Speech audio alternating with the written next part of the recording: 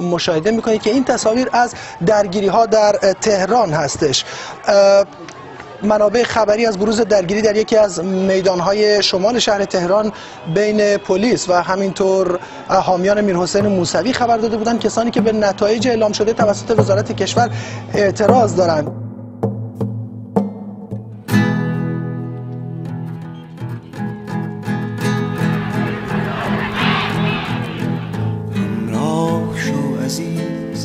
همراه شو عزیز، تنها نمان به در کین درد مشترک هرگز جدا جدا درمان نمی شود.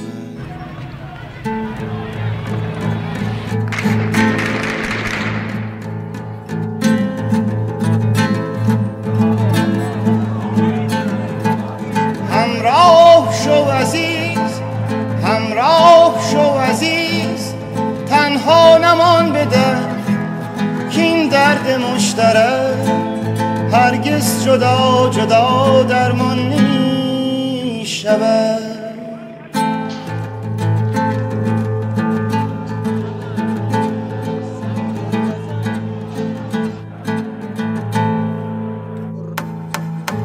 دشوار زندگی هرگز برای ما، دشوار زندگی هرگز برای ما، بی رزم مشترک آسان نمی شود.